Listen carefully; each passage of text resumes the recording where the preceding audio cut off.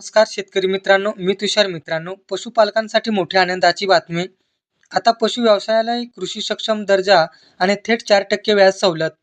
हो मित्रांनो, आता पशु केशशीवर घेतलेल्या कर्जावर मिळणार मोठी सूट.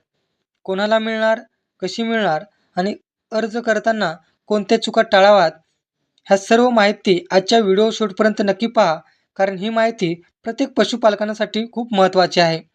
मित्रांनो, राज्य शासनाने 11 फेब्रुवारी 2026 रोजी एक महत्त्वाचा निर्णय घेतलेला आहे. पशुसंवर्धन व्यवसायाला आता कृषी सक्षम दर्जा देण्यात आलेला आहे.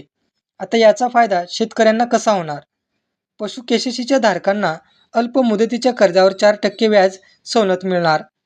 राष्ट्रीयकृत बँका, खासगी बँका, ग्रामीण बँका, राज्य सरकारी बँका व जिल्हा बँकांमधून घेतलेल्या कर्जावर लागू करण्यात आलेला आहे.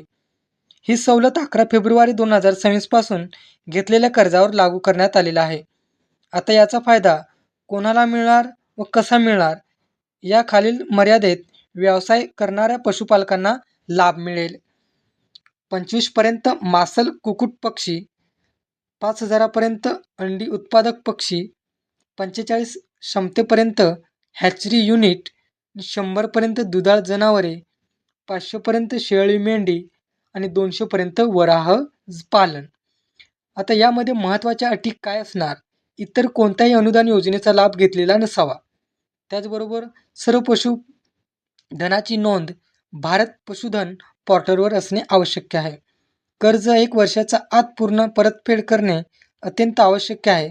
त्याचबरोबर नियमित केसीसीचा धारक असणे अत्यंत आवश्यक आहे. तर तुमच्याकडे किती जनावरे आहेत? तुम्ही पशु केसीसी घेतला आहेत का? कमेंट बॉक्समध्ये नक्की सांगा. जर तुम्हाला अशा शासनाच्या योजना, अनुदान, कर्ज योजना, व्याजमाफी आणि शेती, पशुपालन संबंधित अपडेट्स रोज हवे असतील तर आताच आपल्या आदिवासी मराठी कॉर्नर या चॅनेलला सबस्क्राईब करा आणि बेल आयकॉन दाबायला विसरू नका. जय हिंद, जय महाराष्ट्र.